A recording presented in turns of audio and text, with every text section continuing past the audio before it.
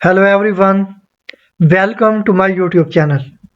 इस वीडियो में हम PL/SQL में इफ देन और इफ देन एल्स कंडीशंस को डिस्कस करेंगे। तो इनकी रियल वर्ड से एक एग्जांपल लेते हैं कि अगर हम किसी स्पेसिफिक स्टूडेंट को चूज करते हैं या सिलेक्ट करते हैं और फिर हम उस पर एक कंडीशन रखते हैं कि अगर इस स्टूडेंट का ग्रेड A है तो इसे फर्स्ट प्राइज दिया जाए। तो यहाँ पे हम उस पे एक कंडीशन लागू कर देते हैं कि अगर इसका ग्रेड A है फिर इसको आपने फर्स्ट प्राइज दे देना। तो बिल्कुल इसी तरह की सिचुएशंस को हम PL/SQL में भी हैंडल करते हैं। तो जिसके लिए हम इफ देन और इफ देन एल्स स्टेटमेंट्स को यूज करते हैं। तो चलते हैं हम इस पे फर्दर डिस्कस करते हैं और इसको इम्प्लीमेंट करके देखते हैं। तो यहाँ पे मेरे पास ये Oracle database 11G express addition है। आप चाहे कोई भी एडिशन यूज कर रहे हो तो उस पे कोई प्रॉब्लम नहीं आने वाली। तो यहाँ पे हम PL/SQL को यूज करने वाले हैं। तो उसके लिए हम यहाँ पे ब्लॉक यूज करेंगे PL/SQL का। तो वो है सबसे पहले डिक्लेयर। तो यहाँ पे हमने एक वेरिएबल डिक्लेयर कर लेना है। तो मैं कर लेता हूँ यहाँ पे वेरिएबल नेम मैं रख लेता हूँ सेल, ठीक है। और इसके बाद इसकी टाइप मैं डिफाइन कर देता हूँ नंबर, और बस इतना ही। आप चाहें तो इसका साइज भी साथ डिफाइन कर सकते हैं। तो इसके बाद आ जाते हैं बिगिन में, और बिगिन के बाद यहाँ पे अब हमने जो भी हमारा टेबल है उसमें से एक स्पेसिफिक वैल्यू ले लेनी है, जो भी आप चाहें।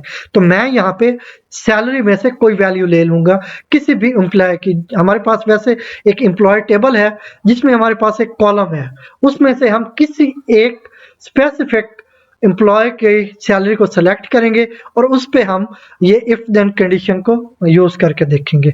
तो यहाँ पे ये बिगिन है, तो हमने अब सैलरी कॉलम में से सैलरी को सिलेक्ट करके ये जो सेल का वेरिएबल है इसको असाइन कर देनी है।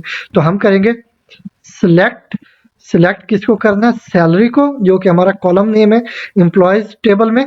तो इनटू, अब ये इसको हमने सिलेक्ट करके इसकी वैल्यू हमने इंसर्ट करनी है या असाइन करनी है इनटू सेल, ये जो वेरिएबल ऊपर हमने डिक्लेयर की है, ठीक है।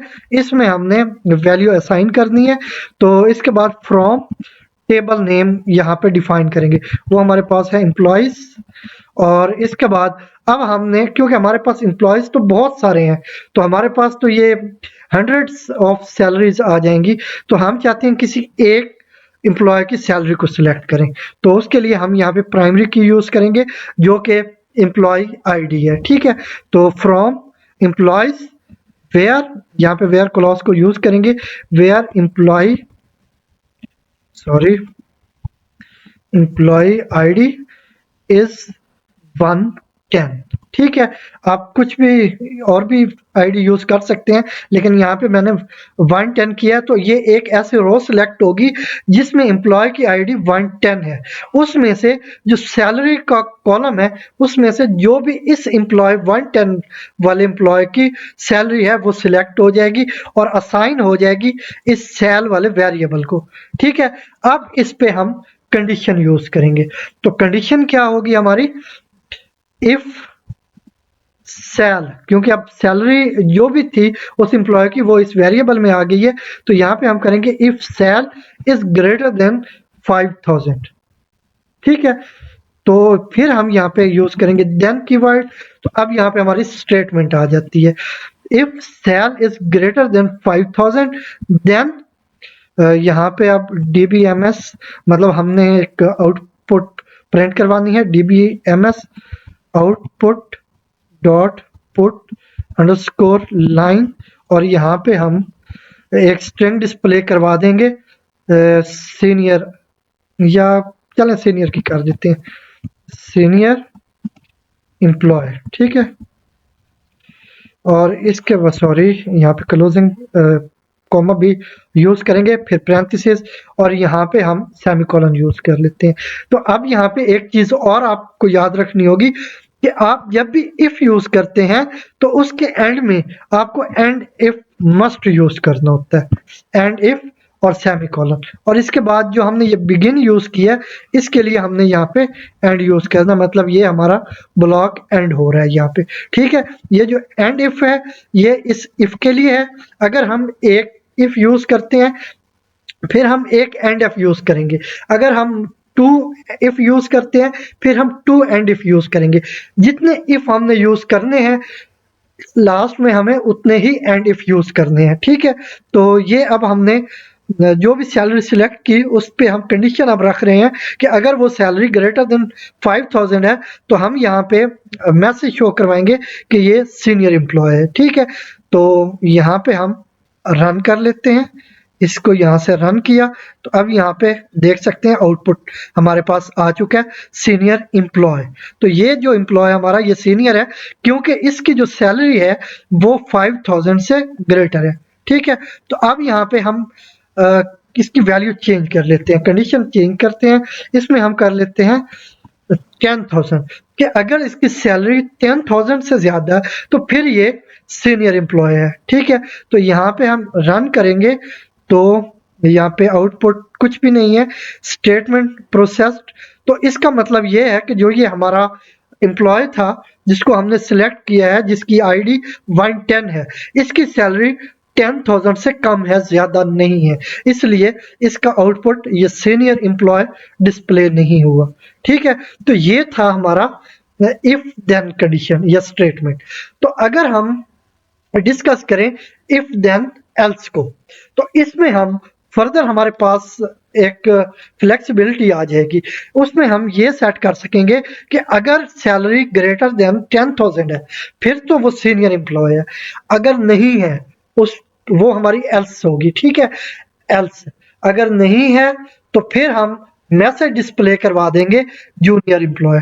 तो मैं इसके बाद यहाँ पे नेक्स्ट लाइन पे जाऊंगा और यहाँ पे एल्स यूज कर लूंगा कीवर्ड। ठीक है, अब एल्स के बाद यहाँ पे मैं मैसेज डिस्प्ले करवाऊंगा dbms underscore output dot put underscore line, और इसके बाद मैसेज शो करवा देते हैं जूनियर। ठीक है, जूनियर एम्प्लॉय, और इसके बाद इसको क्लोज करके यहाँ पे सेमीकोलन। तो आप देखें अगर तो इसकी सैलरी 10,000 से ज्यादा होगी फिर हमें मैसेज डिस्प्ले हो जाएगा सीनियर एम्प्लॉय, और अगर इसकी सैलरी 10,000 से कम होगी फिर हमें मैसेज डिस्प्ले होगा जूनियर एम्प्लॉय। ठीक है, तो अब हम रन करते हैं तो यहाँ पे हमारे पास मैसेज डिस्प्ले हुआ है जूनियर एम्प्लॉय क्योंकि जो सैलरी है इसकी वो 10,000 से कम है।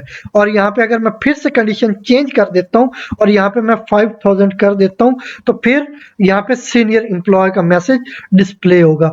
मैं यहाँ से इसको रन करता हूँ तो आप देख सकते हैं अब ये सीनियर एम्प्लॉय डिस्प्ले हो चुका है। तो यहाँ पे इसकी वर्किंग किस तरह है कि ये सबसे पहले जो इफ कंडीशन है इसको चेक किया जाता है, ये अगर ट्रू होती है, इफ कंडीशन ट्रू होती है तो फिर ये जो ब्लॉक है ये इफ के अंदर एल्स से पहले ये जो भी यहाँ पे स्टेटमेंट्स होंगी 1 होंगी 2 3 या मल्टीपल स्टेटमेंट्स हमारी हो सकती हैं वो वाली एग्जीक्यूट हो जाएंगी अगर ये इफ कंडीशन हमारी ट्रू हो जाती है। अगर इफ कंडीशन हमारी ट्रू नहीं हो जाती फिर हमारी जो कमांड है कंट्रोल है वो एल्स ब्लॉक में जाता है और फिर ये जो फॉल्स होने की सूरत में ये जो स्टेटमेंट्स होती हैं इफ के बाद ये वाली इग्नोर कर दी जाती हैं, ये एग्जीक्यूट नहीं होती और फिर कंट्रोल जाता है एल्स स्टेटमेंट में। और यहाँ पे जो भी हमारा आउटपुट होता है या स्टेटमेंट होती है वो एग्जीक्यूट हो जाती है एल्स वाले ब्लॉक में। ठीक है, इस तरह ये हमारी इफ देन और इफ देन एल्स के स्टेटमेंट्स की वर्किंग है। तो ये थी हमारी आज की वीडियो जिसमें हमने इफ देन और इफ देन एल्स को डिस्कस किया। आई होप आपको अच्छे से अंडरस्टैंडिंग हुई होगी और ये PL/SQL का एक इम्पॉर्टेंट टॉपिक था जिसको आज हमने डिस्कस किया। अगर वीडियो अच्छी लगी हो तो लाइक एंड शेयर करें और अगर अभी तक हमारे YouTube चैनल को सब्सक्राइब नहीं किया तो काइंडली अभी हमारे YouTube चैनल को सब्सक्राइब करें। Thank you.